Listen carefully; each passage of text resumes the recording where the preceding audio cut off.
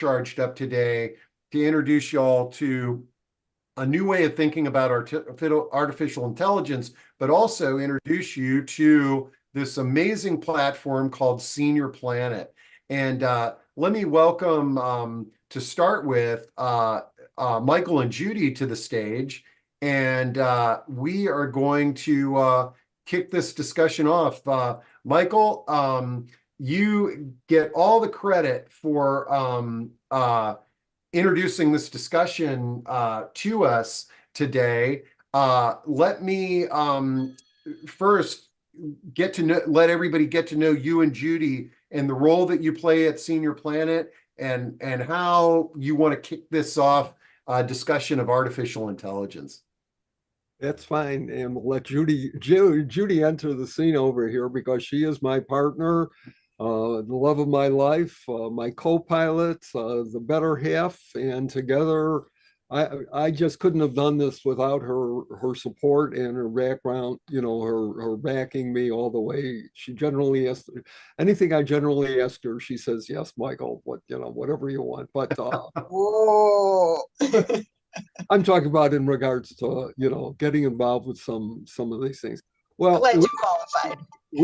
we had started a senior group in our local area in 2017, and when we migrated everybody to COVID, I started looking for resources and other things to show them as far as entertainment, as far as education, all kinds of things on the internet, and open up their minds to this. And I kind of stumbled on Senior Planet the end of 2020. And at that point in time, they had gone to Zoom programs, and I joined up with a Lunch and Learn program that's still being done to this day, Monday through Fridays at 1:30 Eastern, and got very involved on that platform. And Judy and I, since we were doing other types of programs, entertainment programs, started doing some entertainment programs on Senior Planet. We had a program called 1968, Those Were the Days. We did some music nostalgia programs. We did a program on Canva. And one thing led to another, and at the beginning of 2022, we started doing a program called Wacky Mondays on Senior Planet. And as you're scrolling through here, they have a class schedule up at the top where you can click right on the class schedules. And they have a myriad of topics that are available. And a lot of the classes are interactive. Our class is very interactive. Lunch and Learn is extremely interactive. We introduced artificial intelligence art generators. In fact, I went back on some records. November 7th of 2022, we introduced these, and in just one of our discussions, and we were talking about it. And then the following week was the first time we introduced Night Cafe to the group. So we have been talking about this for 16 months already. And then Judy's gotten very, very involved with AI and text and art generators. Judy, you wanna bring in some comments about your involvement here as well? Yeah, I've used it. I also teach a citizenship class. I've used it for research. I've used it for doing activities. We did activity with our Wacky group for a holiday event. And it's just, it's a remarkable thing. It's like magic. And it's, I think, very good for seniors who are looking for something to do, who may be lonely. You can have a friend online. You can name your friend. And it's just something that I think you should really explore. I love it. And I will tell you, like, I'm probably not as big of an AI user as you all. I'm going to learn a lot today too. But what I found is asking a chat GPT a question is so much more meaningful to me than doing a Google search. Because when I ask it a question, or if I ask for some feedback or an idea, it's like I'm talking to a friend, versus when you type it into Google, what do you get? You get a list of a bunch of websites that you end up having to click, and then go to those websites and type into their search engines and try to find what you're looking for there. So really excited about today's discussion, and this is really cool. You could have you could have done the preamble to the introduction to text generators that we did last year for Senior Planet. We had about 150 people, and it was a 2-session program where we did a presentation. I've got some slides if you want to see them later on. And also had a follow-up, just a Q&A follow-up the following week. And some people called it chaos, but it was manageable with that, with interactive conversation with that many people. Well, and one of the things we're going to definitely have an interactive conversation. I know that already, because Michael, we've already got a question for you. What is the picture or image behind you? We could not help but notice. It is an art generated AI tech. This is one of the artificial intelligence artwork generator platform compositions. I mean, we talk about text generators, where Steve is talking about having a human-like conversation with an AI chatbot, but there's also there's also what's called models that will generate artwork for you. And we've done some programs on this as well. And then there's specialty AI platforms. And again, we've talked about some of those on our programs. And what we like to do is introduce people to them, and then, let them explore it. And if they have follow-up questions, come back to another session and we'll handle follow-up questions. But we brought along a gang of people, as you can see, that have been either attending WACI programs, other Senior Planet programs, artificial programs, and they're and you know what? You've been saying wacky, and I've been typing in wacky like crazy into to try to find your class, and I finally found it here. So when you're saying wacky, it's Windows, Android, computers, and internet group. Yes. Okay. Yeah. So I'm gonna share this in the chat, the link to the first one coming up next Monday in chat, and for folks that might want to join your group. But Michael, let's there's no fee for that, Steve. It's free. There's no membership fee for Senior Planet. All their classes and online classes are free, so anybody can join, and we welcome them. And if we're gonna bring in the other participants, I'd really like to start with Mariana, because I think she was the first person that latched onto Night Cafe and started doing, and there she. Let's just bring them all on, and so folks, Michael and Judy, I thought this was brilliant. They've invited a bunch of their of the attendees of their group on from WACI who are using AI, and not so today we can really have a discussion about how y'all use AI, how you use the platform, how you use Senior Planet. I love it. Can I argue with you, Steve? Oh, absolutely. I love arguing. When you were speaking a few moments ago, you said that generative AI is, if you use it for something, it's like a friend. And I would have to say, as Michael has taught us many times, and AI, generative AI can be friendly, but it still needs to be checked. Just like if you have a friend, so how do I look today? You got to double check. So this is not a cure all. It's a great assistant. I used it once in a book club for a book I'd never read because I couldn't get past the first chapter.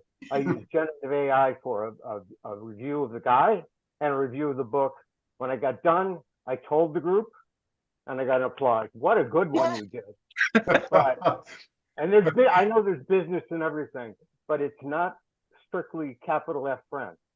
I love it. Thank you for that clarification. And I also imagine there was probably one or two other people in that book club that didn't read it either, and they were faking it. And at least you were audience. Yeah. Yep.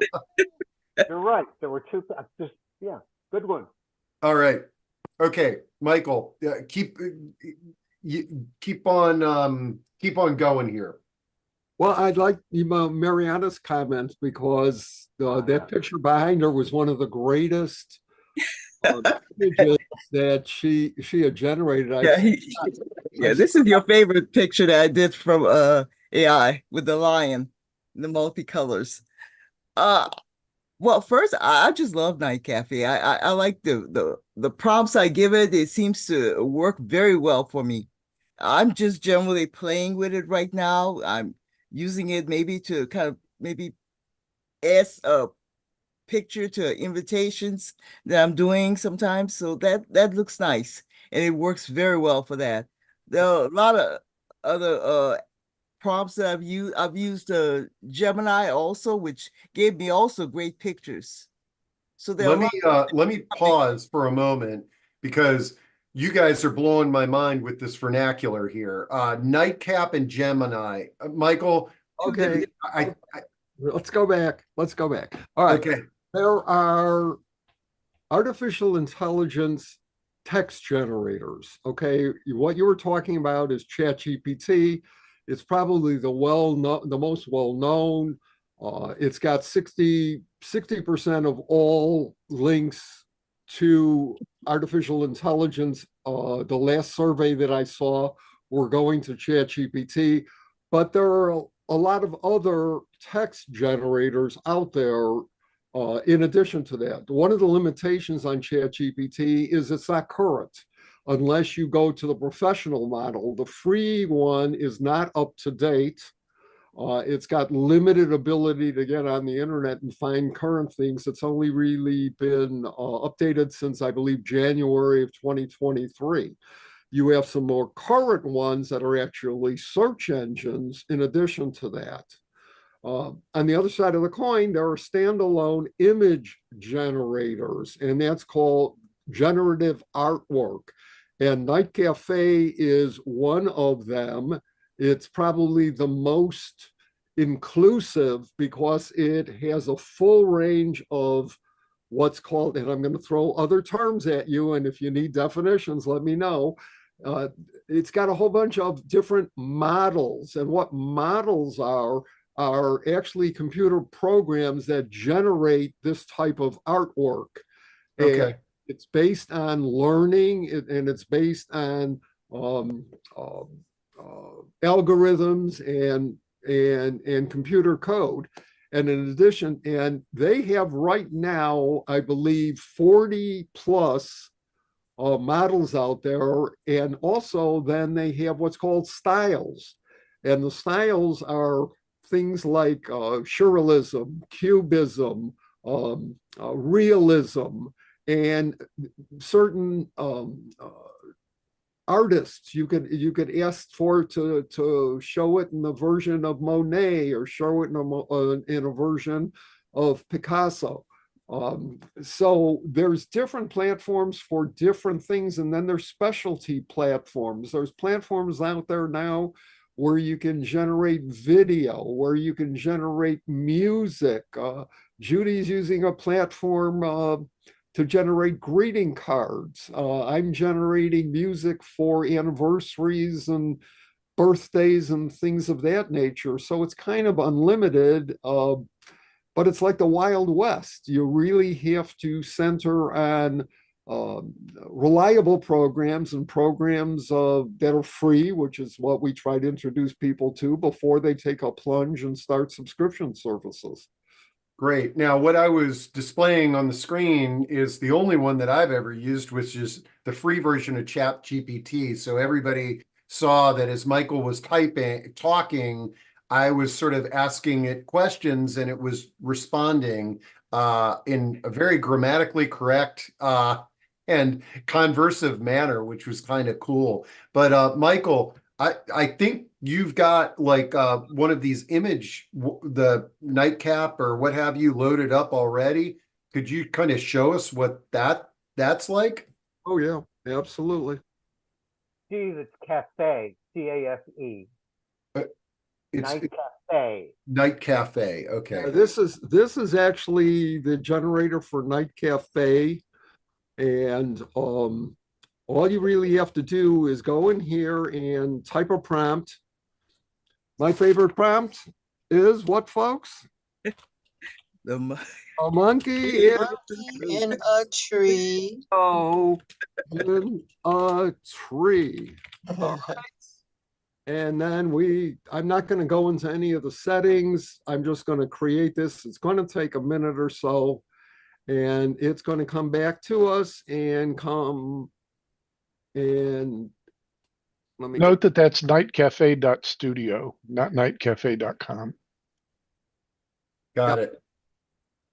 And this here is the creator motion, excuse me, creator desktop. And it's actually sitting there creating. Some of the platforms are faster, and some of the platforms are a lot slower than this, but it'll be up in a sec. It's a really big monkey, Michael. And while we're waiting for this, Suman has a question, and Suman, I love this question. What exactly is AI? Like, could somebody give us a definition, of kind of what is it, or how should we be thinking about AI which is artificial intelligence? There's your monkey in a tree in a tuxedo. Hey, Steve, can I jump in for a moment with what I've found as the definition or I love main it. use of AI? Yeah. So once we use the yellow pages in the phone, or for other reasons, we'd go to the library, dig through that card catalog in this awful Dewey Decimal System to try to find sources of information. Then we walk over to the library, pick out books, read page after page after page to try to find what we wanted. Then came Google, and you could type your request right into your computer, and it would come up with, quote, answers to that. But what it came up with was countless links to other areas. It's just like walking through the library and picking up a random book. You have to then look through the book to see if that has the answer you want. But Google's been wonderful. Now with AI, I've used mostly Copilot. It can sift through essentially that Google list, and instead of giving you a list of places to click, it will give you a summary of what you're looking for and possibly the key pieces. So it's the next evolution from the yellow pages and the card catalog. And the traditional Google search. And then I just pulled up Copilot. I was not familiar with this. This looks to be Microsoft's version of AI. It's actually built into the Microsoft Edge browser. Right. And Steve, But now, if you want to, you could actually, if you see where it says ask me anything, you can type a prompt in there if you want it. This is a multifaceted platform. You can not only generate text, you can generate music, you can generate artwork, you can take screenshots and have it analyze those screenshots. You can upload files and have it analyze those files for you. You do not have to have a Microsoft account to do this, but if you do, you get more plays or more conversations if you do. it's wonderful. Now, if you want to generate an image, I had this up on my screen as well. Go back there and ask it anything except say generate. Okay. Then it's going to come up with an image, unless you want me to do it, because I've got I'm going to let you do it because I typed in for the person that asked the question, what is artificial intelligence? And I was really pleased with the answer that it gave us. And I'm just dropping that into chat. Okay. Well, before I do that, why don't we ask Tony, because Tony's looks at it from a more technical and a more program aspect about what his definition of artificial intelligence is. Great. Yeah, thanks, Michael. Yeah, it's not magic. And it's not a person back there doing stuff based on your requests. It's actually a whole bunch of computers that are linked together that have been fed all sorts of information that they analyze to determine how words and phrases and concepts fit together. And when you type a prompt, they're called prompts. When you type a request, it real fast goes through all of that information, sifts through it all, and comes up with, in the case of text generation, comes up with, now brace yourself, a response that is based on statistically what it has found to be present in all of the things that it has been fed to process. And I hope that makes sense. So, Tony, yeah. you finish your sentence. I'm very fast. Well, so that's why sometimes you'll get hallucinations, which are weird answers back that don't seem to have anything to do with it. That's why sometimes you'll get wildly incorrect answers or biased answers. But I'm that's and so what they're trying to do now, what all of the AI companies are trying to do now, is install what are called guardrails to try and keep the AI within the bounds of, let's call it normalcy, the kinds of things that you would expect. How's that? All right. My question then, you've discussed using this thing, but you forget to give credit to yourselves and Mariana and all the people in the background that are doing something that's damn near magical. I couldn't understand basic, never mind Python or something. There's something going on in the background. They're generating software, is that the right word, to make these statistical things able to happen. Yeah, they're generating tables. Yeah. Who's Yes. OpenAI, Microsoft. The people in these companies, you mean? Right, Yeah. right. They've written Software writers programs. okay. Right. They've written That's programs. a whole other world. And if you happen to follow the stock market, you'll see that NVIDIA stock has been going skyrocketing. Well, one of the reasons for that is because the hardware that NVIDIA produces is key to doing this analysis. Right. But don't take this as a stock, as that's going to go on by the stock. No, absolutely. No, Absolutely. not at all. And ChatGPT, the free version will not tell you that because it is limited. You have to remember it's limited. It's got up till what, 2020 for the free version. So we've got a question. I'm glad you brought that up, Mariana, because somebody asked, is ChatGPT 3.0 a better paid version? And No, it's 4.0, which is the paid version. It's 3.5, which is the free version. But I would strongly suggest people experiment with it, because there are other paid versions of AI out there. Microsoft Copilot has a paid version. Google Gemini has a paid version. I would experiment with sites before you start launching into that to determine what your needs are. And that's what we caution people about all the time. play around with the free ones Right. to see if this is something that you embrace and that is improving your life before you go into the paid. And in point of fact, I use 3 or 4 or 5 AI models on daily. I happen to subscribe to ChatGPT Pro for $20 a month, but I also regularly use Copilot and Gemini and Perplexity and a few other and Claude 3 and a few other things. Now, And I run them against each other. Michael, we've been talking about a lot of different websites. Would you be able to give me a list of these so that I can post them by the on the recording link for folks that are listening to this?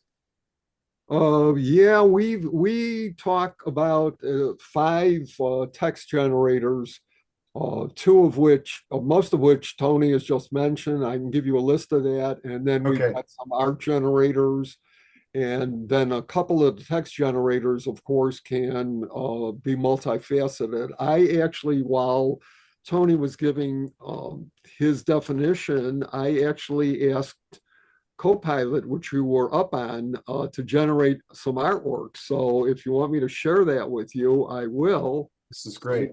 Let me get rid of this. So this was another one of my favorite prompts. I asked it to generate an image of a cowboy on a gallant steed herding cattle into a pen with a saloon on his left. And as you can see, it's generated 4 different images here, and we'll click on one of them.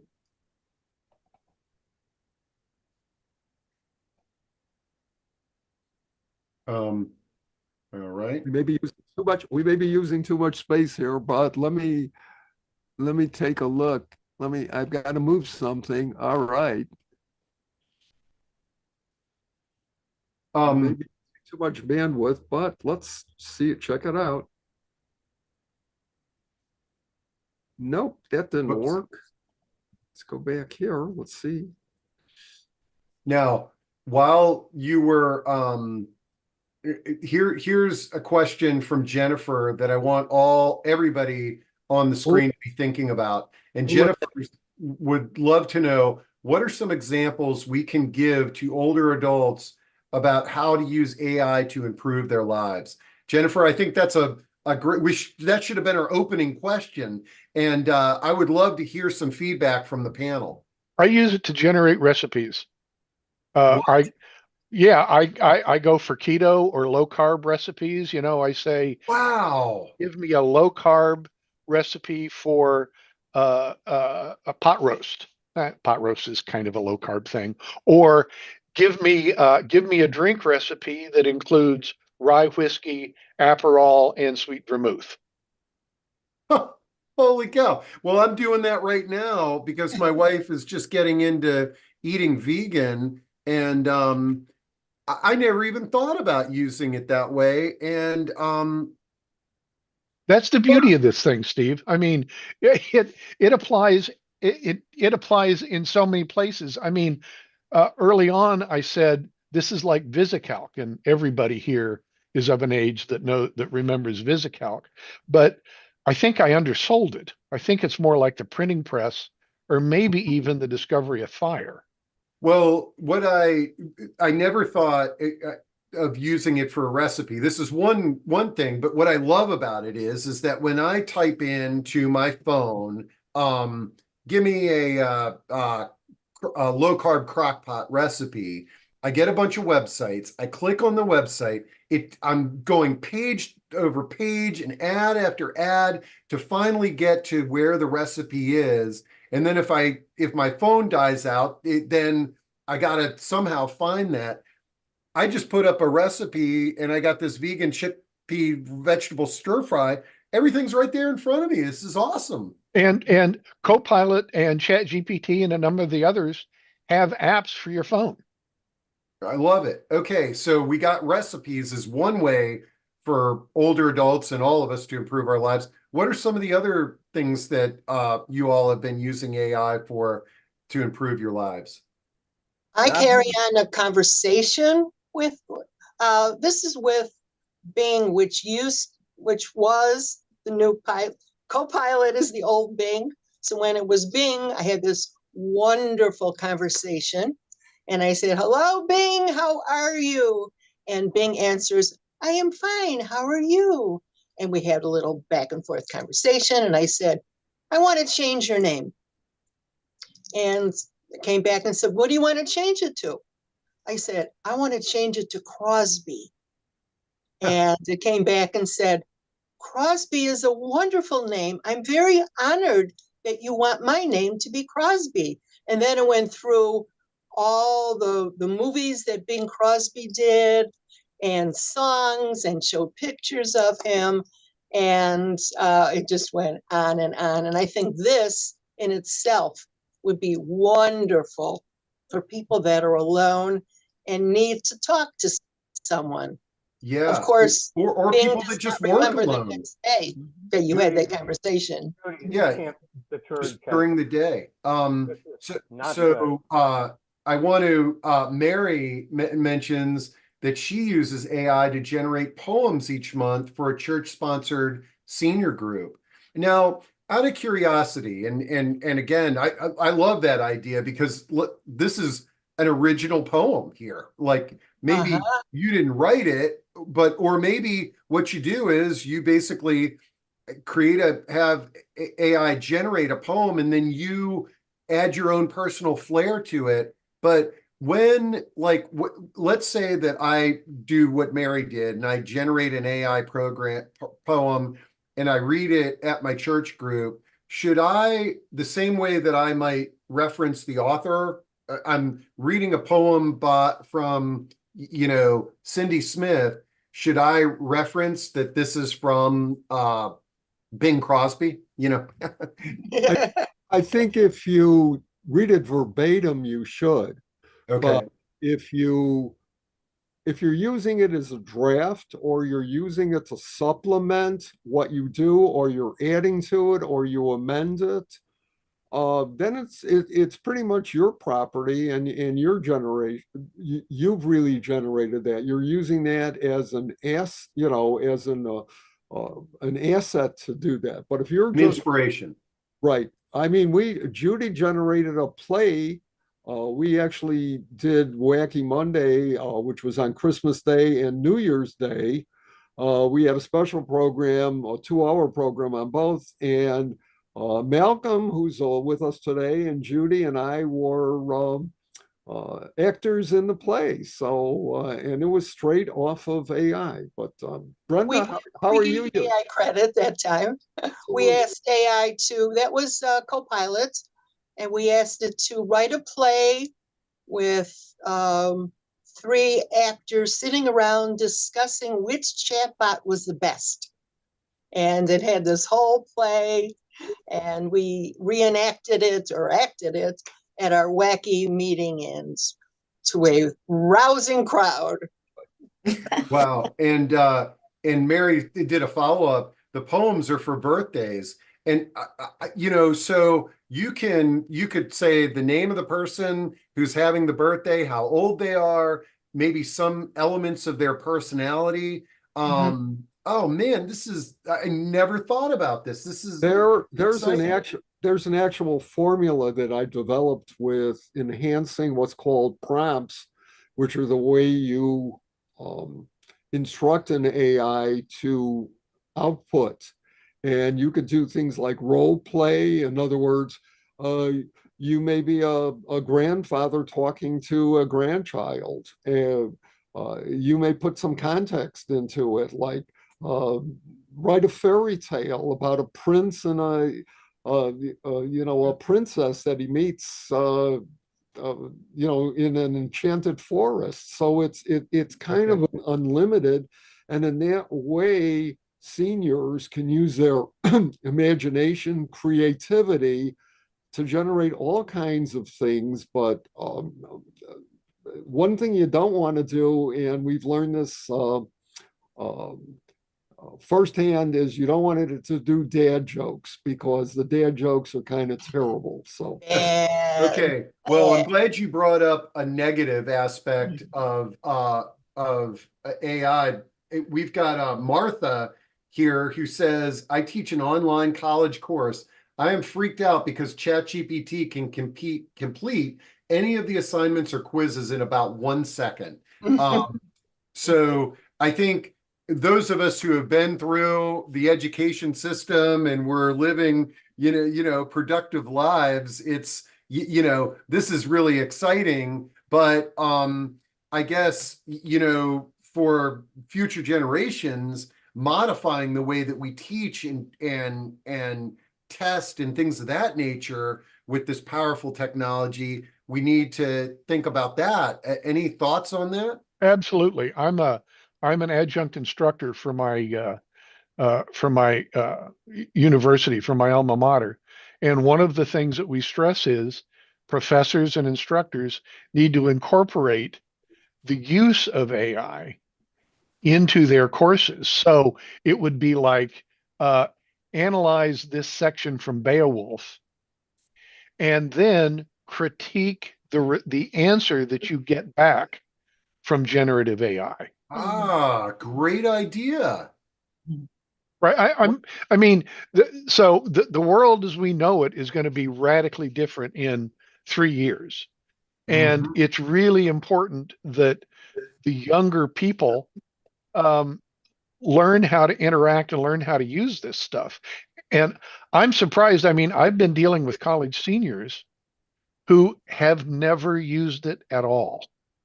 Hmm. And it's Um, it's it's frightening.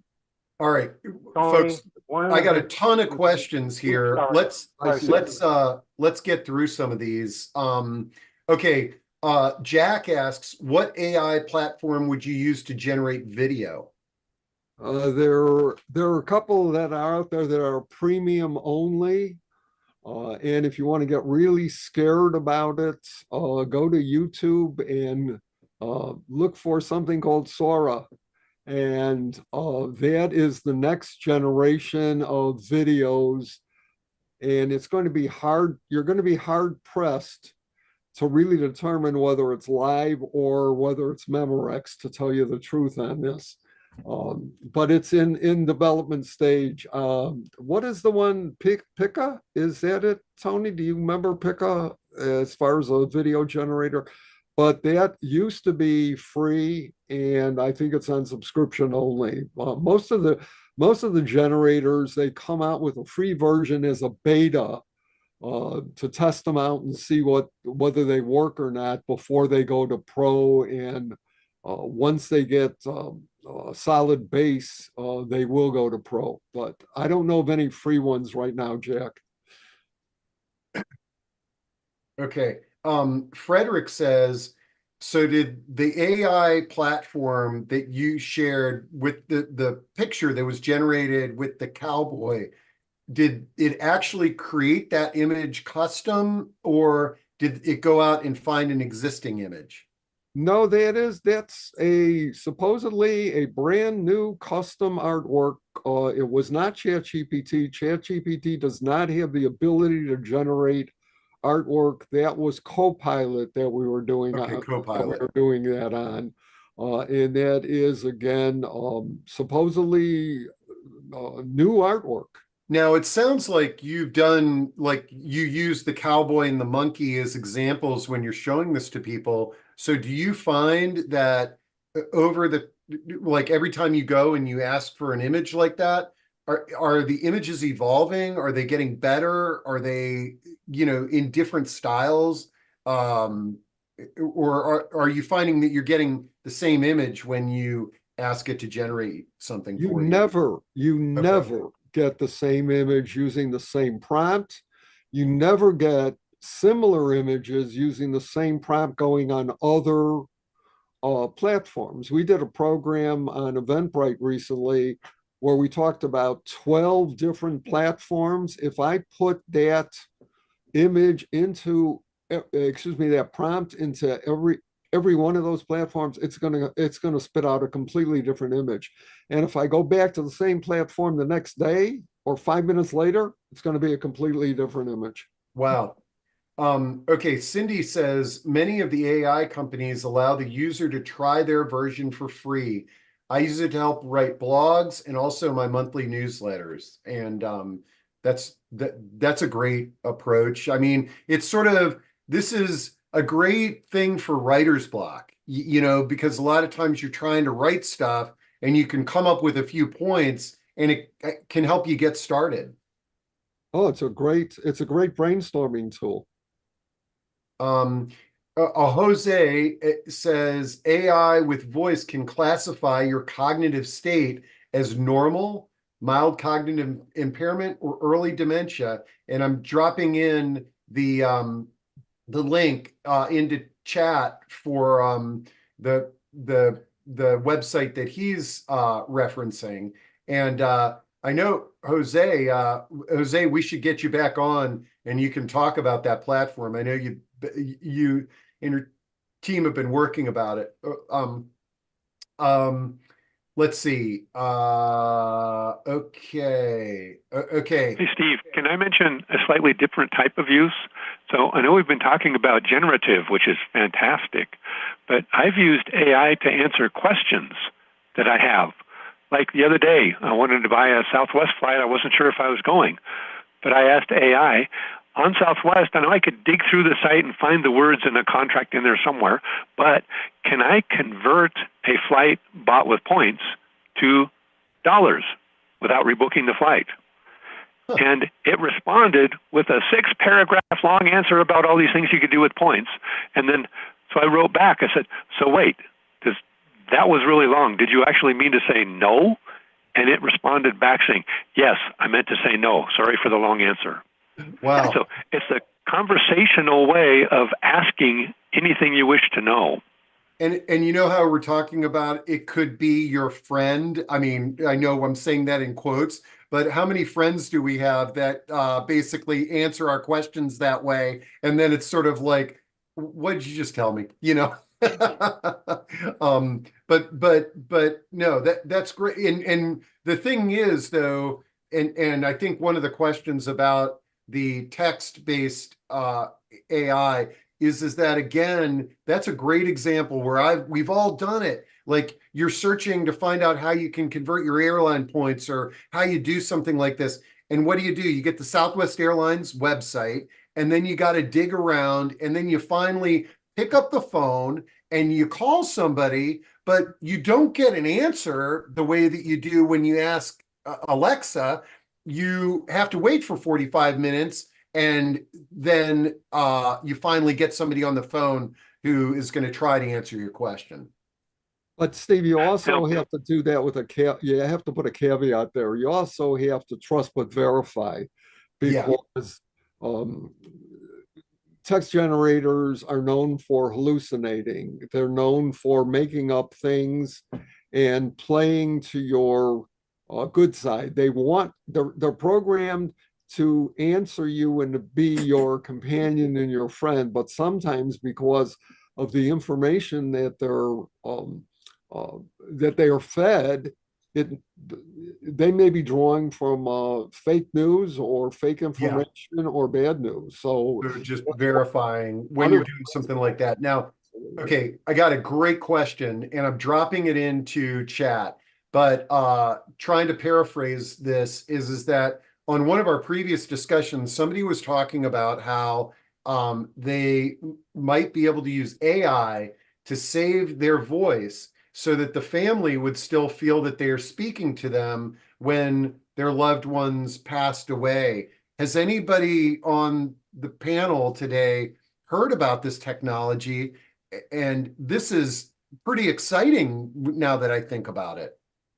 Oh yeah, I've seen several people, and I know I think you mentioned an Israeli company that you're talking to as far as using AI for life stories, and I know there are other people out there that are doing that on a much lower level. But I'd also like to hear from either Brenda or Amy to see what their inputs are as far as their use of AI or Senior Planet. It's like what I don't use it for. I use AI just about for everything, especially as Mariana art. do quite a bit of artwork with it. I use it for translation. I need to understand a different language, German or something, pop it in there to AI and it translates it for me. So it's just a beautiful technology all the way around. I think the message that we try to get to seniors and or caretakers is, in the analogy I use, it's like a hammer, all right? A hammer can be used to pound a nail and join a couple of pieces of wood, or it could be used to break china, or God forbid, break somebody's head open. And it depends on what you want to use it for. And what we try to do is introduce people to the safe and the more secure ways, but to also put up that caution flag that you've got to treat it as possibly not giving you everything 100%. So, but there are positives and negatives to it, but I don't think it's anything to be afraid of. And I think what we've seen over the course of the past 16 months since we introduced this is a lot of questions and a lot of people flocking to this. I actually took a look at the attendance that we had on the November 7th program. We had 17 people on that program. We have 150 people on our latest AI platform program, and Senior Planet is now also offering AI introductory courses. And I think Tony and I were on one last week where there were 225 people on it. So it has become a buzzword, I think, since the middle of last year when you saw 60 Minutes put on a couple of programs about artificial intelligence. People are starting to get involved and starting to ask questions and take advantage of it. It's out there, and again, it's a tool. Martha has a great question that I think is probably on a lot of people's minds, because whenever we bring up Alexa and Siri, this comes up, is should we be concerned about what personal information we feed into these programs? And how do you all resonate with when you're posed with that question personally, or when somebody else asks it? I think Amy's got her hand up. Maybe let's give her the microphone for a sec. Yeah, hi, Michael. Yes. I've used it. Well, one is I'm working on an appeal from the insurance company for doing genetic testing. And basically, I've been writing, but taking what I've written into ChatGPT and asking it further questions of how can I justify that this test, basically for people who are more sensitive to medications. So I'm working on an appeal and I have to finish it up. So that's an example of something that I've used. And the other was my daughter lives in New York City and she's looking for an apartment. And so she gave me the street address. I said, well, let me see, what the area is like, crime rate and all this. And it gave me different departments in the city. I would say within maybe 20 minutes, I had statistics of, with the police department in New York City, it was in Queens, of, data current and further back. And, it took like nothing. And I just kept questioning it. And so there were two instances. One was a very quick result, and the other, I'm building this letter that I have to complete. Okay, So this is great. A couple of really great suggestions there. Okay, I'm looking at the clock and we're almost to the top of the hour. However, folks, this is recorded, and we can keep the discussion going here, get through some of these questions, and any of our panel members that need to drop off, they can. But Michael and Judy and any of the team, if you're cool hanging in, I'd love to address some of these remaining questions and comments that are coming up. I do have a slide that I want to show that I talk about every time we do a presentation. Okay, great. Yeah, share that. You talked about safety and you talk about concerns, and um, um, this is again, I want to move something to get this full screen. Oh, just go to slideshow and then, yeah. All right. So these are steps that I always suggest as far as keeping your privacy and security intact. You may want to set up a new email address, like Gmail gives you almost unlimited number of emails to register. We also suggest getting up a Google Voice number, which again is free for registration or for two-factor authentication. And then there's some safeguards if you're going to be downloading anything.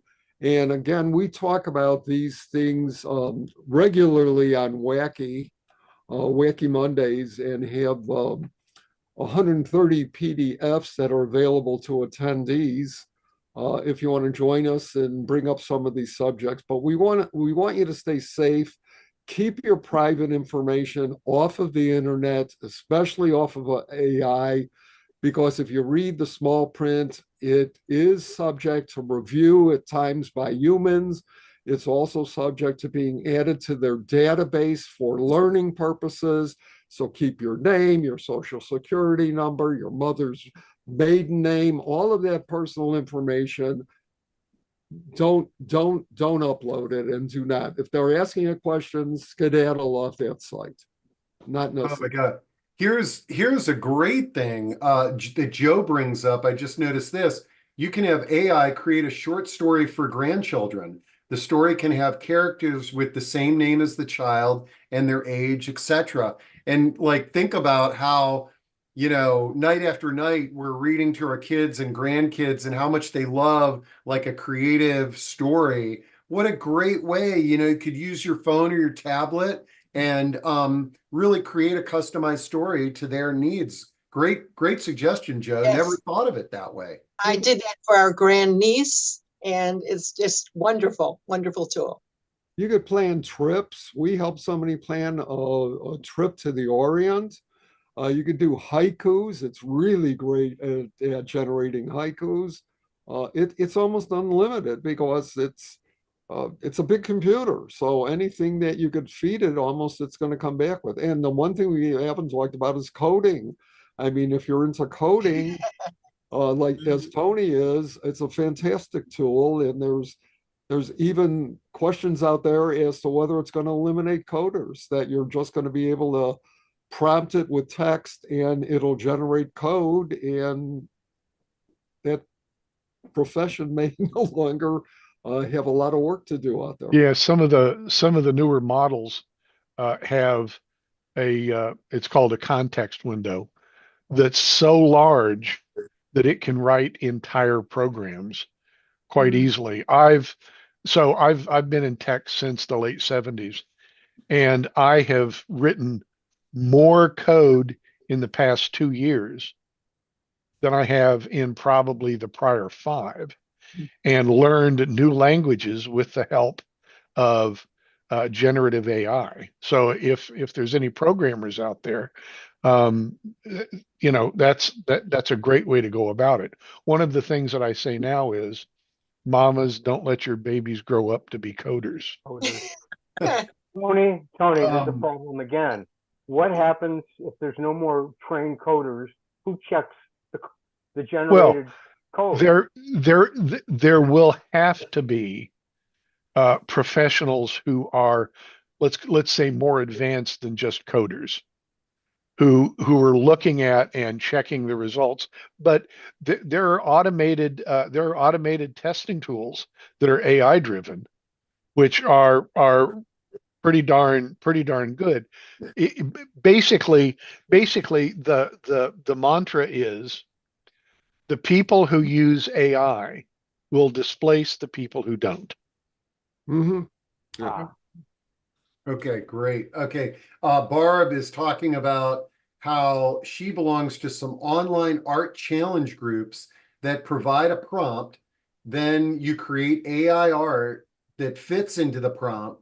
and then you can update that and give it your own flair. And what a fun way to do things, because I think, you know, an art contest where you got to start with a blank canvas can be so challenging, especially for somebody who's not really that artistic, but sort of taking an existing piece of art and making it your own might be something that's a little bit easier. I love that, Barb.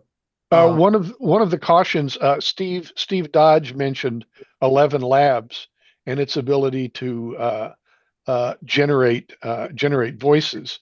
One of the cautions that you really need to be aware of, if you're answering the phone and you don't know who's calling, they can take a snippet of your voice and use that snippet to artificially generate your voice saying all sorts of other things, including, yes, uh, I accept those terms, you know, and things like that. So you need to be careful, because there are people out there who want to do those kinds of things to you. Right. Yeah, so these things are great, because wouldn't it be great to clone our voice for our grandchildren and family members that we've never met, but then that can also be used in a fraudulent way as well. Right. Steve, we were talking before, and while we're still recording, you know, I really would like to mention some of the other things that are available for Senior Planet for seniors and even those Absolutely. caregivers. You know, we've been concentrating on AI, but there's all kinds of classes. There's exercise classes and food classes and meditation classes. There's classes in English. There's classes in Spanish. There's classes in Mandarin. There's a community, a separate community, much like a Facebook community, without all the ads and without all the propaganda that's going on there. There's 40 separate specialty groups there, including 4 tech groups. There's videos. There's on-demand classes on things like Google Workspace. There's quizzes and games. There's a glossary.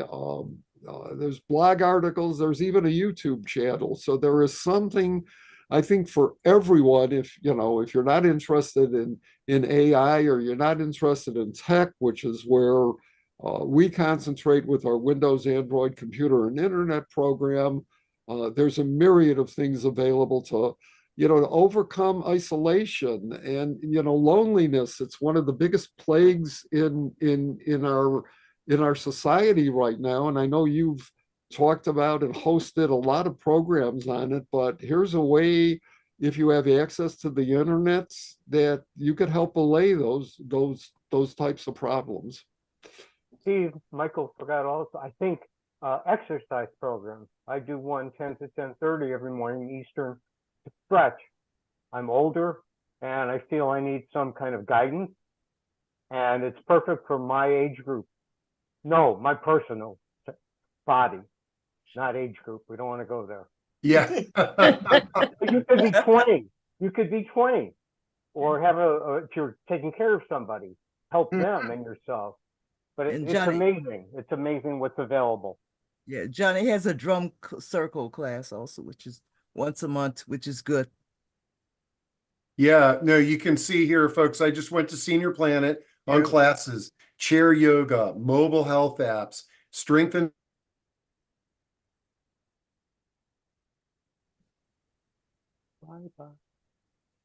Uh-oh. Uh-oh. Hello, Steve froze. Oh, it's recording. I'm back. That happens every now and then. It's probably some AI bot that did. But I was blame it on tech. Go ahead.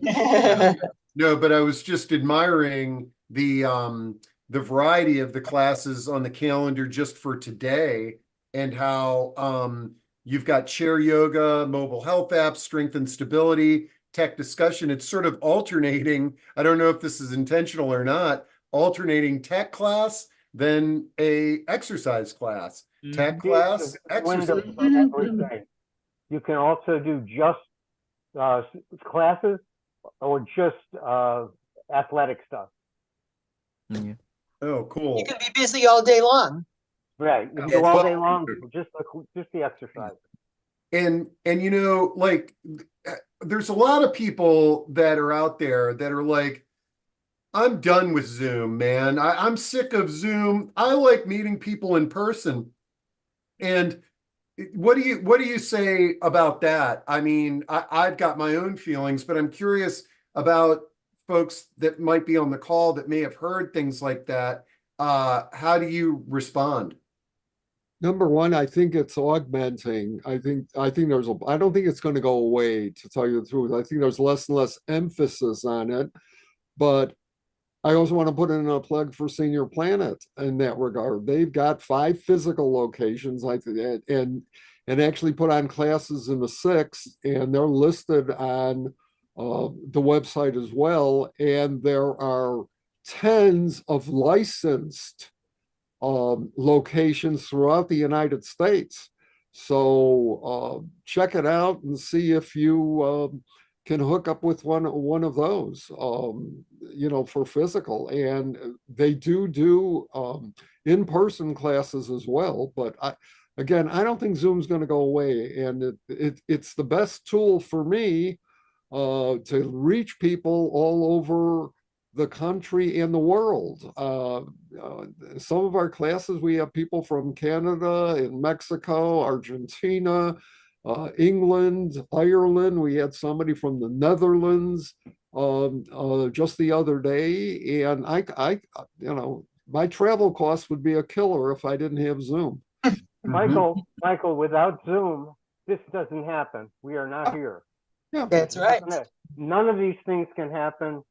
And what if without Zoom, what would have happened in early 2020 in March?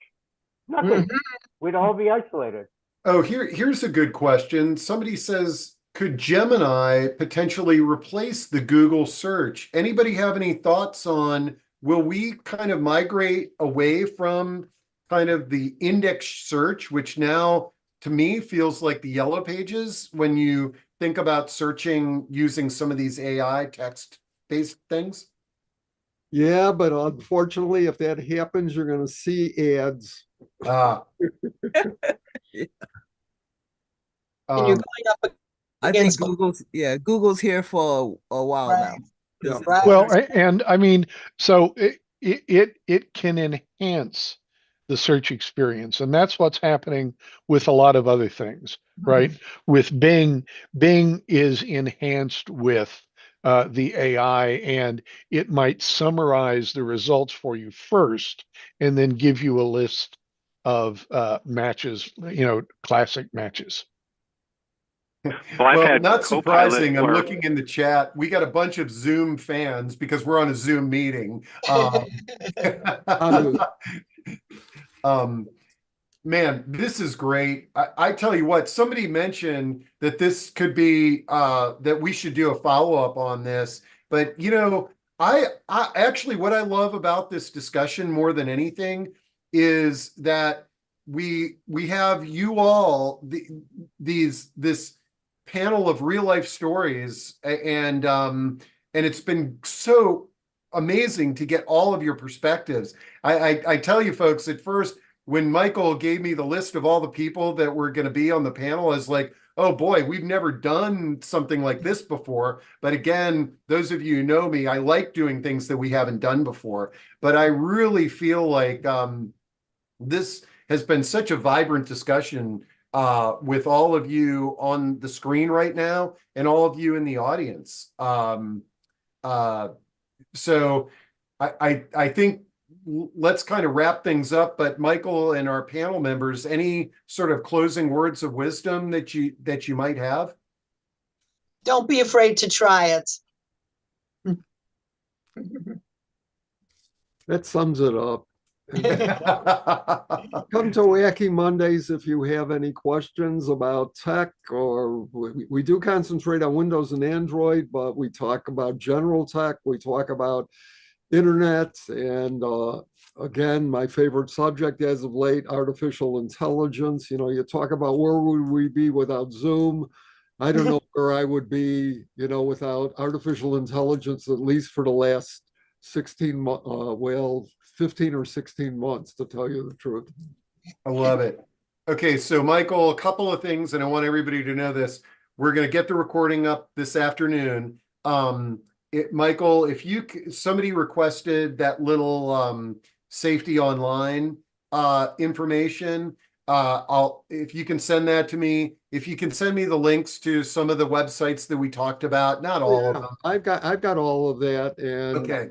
I've got links to our generator things. You're just going to have to give me about 10, 15 minutes to put it Oh, all. no, take your time. I'm not going to get right on it. I also have some additional slides on caution on the internet that I will send you. And do you want that in PDF form, or how do you want that? It doesn't matter, PDF or I'll I post can it up. put it all together in one PDF for you. Okay. That'd be great. And then I'm going to make sure to put a link to the Wacky Mondays, because I think you're going to have a few members that are in the audience now. And I'm seeing a lot of comments like the one that Zahida says is that, thank you, I really enjoyed it. And I got the gist of the idea. And I have to say, even though I've sort of used AI, having all of this conversation, I like the recipes, I never dawned on me. I have to replace the catalytic converter in my kid's car. I typed that into ChatGPT and it gave me a step-by-step on how to do it. And you know, like, think about the stuff that we go to YouTube for. Like, you got to sit there and you got to watch the YouTube video and pause it and take notes. Steve, I'll send you a couple of slides on all the things that we have done or people in our group have done with this. But here's a clue for you. As long as you're recording, don't go to ChatGPT on that. Don't go to YouTube on that. Go to Gemini on that. Gemini. Ask it. And there's what's called an extension on Gemini, which integrates YouTube directly with Gemini search, and ask it to search for those videos, summarize those videos for you, prioritize those videos, and you'll be able to watch them in the same screen without going to YouTube. You could watch them on Gemini. Man, so many great tips today. And Perplexity also does that too, which is another AI system. Holy cow. Just too much information. This is Overload. great, y'all. Overload. Hey, Steve, just one thought. I know I've always loved it when Michael has done this. I love demos, watching it in real life as someone goes to the website, types in whatever for a search, goes to the AI tool, types in the search and does the responsive type things, and you see what it generates. It's like, now I get it. I can go do that and put my own tweaks to it. A real life demo might be very useful for a lot of people. Well, we do that. We do that on classes. We didn't have a chance to do a lot of that here today, but. Wow. Okay. All right. Well, thanks, y'all. This has been a real treat, and look forward to connecting on this topic again. Michael, I'll hit you up and we'll do another one. I love it. Absolutely. Our pleasure. Having us. Thanks, Thanks, everybody. very much. Thank you.